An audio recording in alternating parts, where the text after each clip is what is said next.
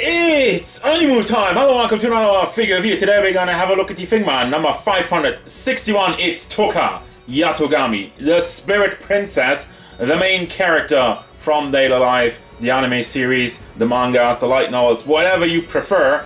I personally picked this one up because I love the design of the ANIMU kind of warrior spirit character. Has a lot of royal purple and gold, huge sword, and actually comes with energy effects, which is fairly rare for figmas.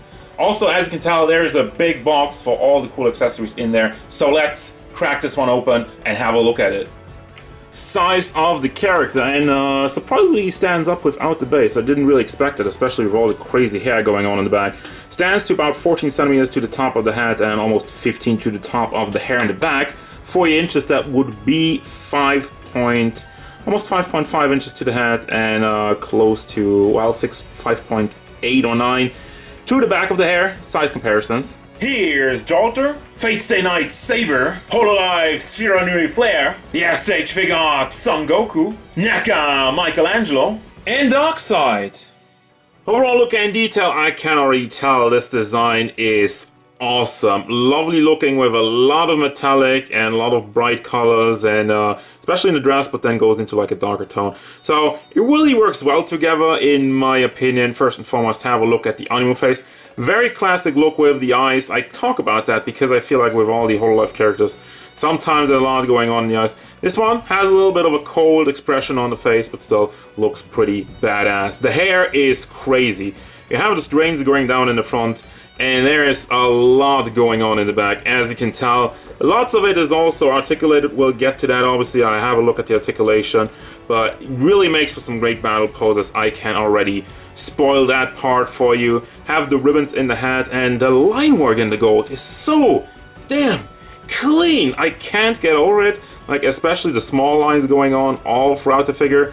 Everything is, I guess it's printing on because it's way too clean for them to paint it. But even like the edges, the gold and whatnot, I can barely see any bleeding. Haven't had any trouble with that. Have the collar with a little gem in there and more gold and purple. Then we go into some white frilly stuff that's going around it. And the boba, which is decent enough, I guess.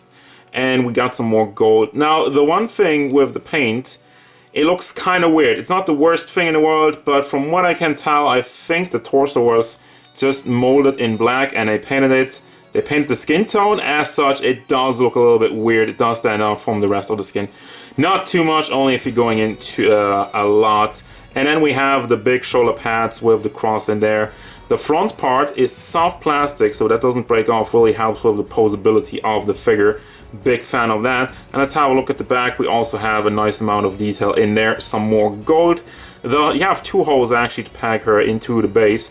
One in the lower half, one in the upper half. So you can choose that.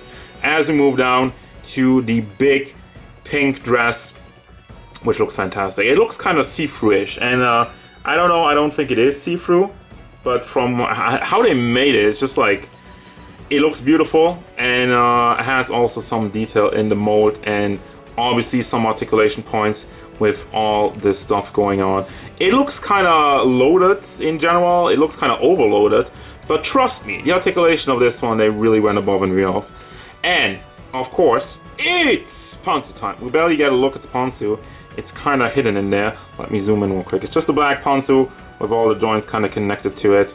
And we have a little bit of stockings or whatever is going on the top of the boots.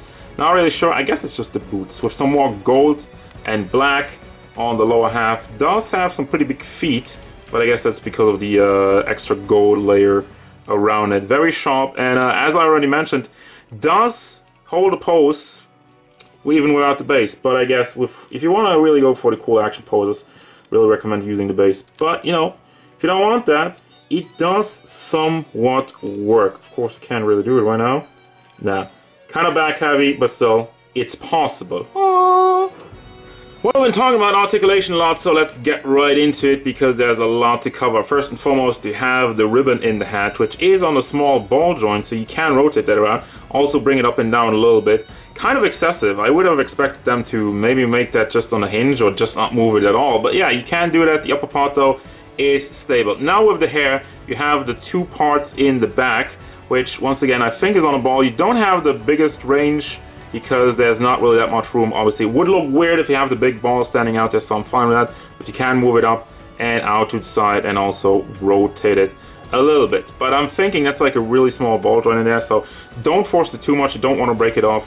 Of course, the entire ponytail does lift up. We have another ball on the pack, which does have a little bit of back and forth motion up and down, and also does tilt side to side. I think you could get this one to rotate all the way up, but again, don't force it too much. Don't want to break it off.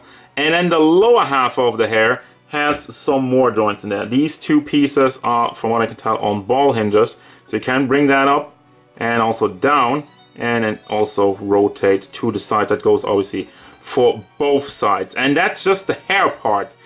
Wow. And then you have the entire head, moves forward, moves to the back, has decent range of motion, obviously considering of all the hair. I think this is good enough, and also would go all the way around, but there's just too much stuff blocking it. The hair parts in the front are soft plastic. Those are not articulated, but don't need to. Now for the shoulder, you have a butterfly joint in there. It looks kind of wonky, but it does work, and takes a little bit of force to pull it out all the way.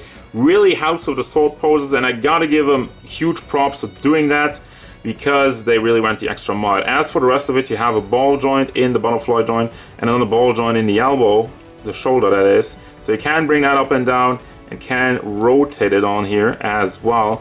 And the shoulder pad is once again connected to a small ball in her armband over there. And then we have classic ball hinge in the elbow, which you can also rotate, but obviously you want to bring it up if it's cooperating right now. Is this one frozen? No, there we go.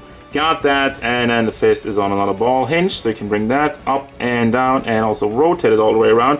The chest area has, from what I can tell, it's on the dumbbell joint, so you can bring that back and forth, tilt it quite nicely. Be careful also with the ribbon on there, which isn't soft plastic. I don't know why they did that. Might break off if you being too rough with it. Side to side, and also would rotate all the way around. The hip part, I think this is just on a weird hinge combination, but it does move forward a lot. Back, not really, and as such, yeah, it doesn't really move side to side, so I'm guessing it's just a hinge. But that's not all. You have this entire side piece, these entire side pieces, which are once again pegged in via ball. So you can bring it up and down, can rotate it a little bit to the side, not too much, but it does work. And then, whew, the dress, the front part of the dress is just connected. There's like a soft connection to it. There's not really a hinge, so I'm really careful with that once again to not break it off. The side panels are on ball joints, so you can bring that out. You can tell it's covered up in there. Can bring that out and rotate a little bit to the side. Same on the other side. And also the back has another ball joint or ball hinge hidden in there. I say either or because I can't see what's in there. And the back part over here is just kind of connected to the top, so that moves around with it. Now for the legs, let me move all of this out of the way. See the leg movement. Goes forward all the way, bends out, obviously leaves some gaps, but you're gonna have to deal with that. Can try to move this forward and somewhat close it up, but moves forward with the leg and then moves also to the back as much as the entire dress lets it. Kind of cumbersome to move it around, but really get it out of the way and out to the side, and also you can rotate it on the pantsu part, but there's also a swivel in the boot, so you can bring that around as well. And then you have a simple ball hinge in the knee, goes up all the way, and another ball hinge in the foot. Bring that forward to the back all the way, and also does tilt side to side. And finally, you have a toe hinge, which they also don't really do that much, but here it is. Everything is covered.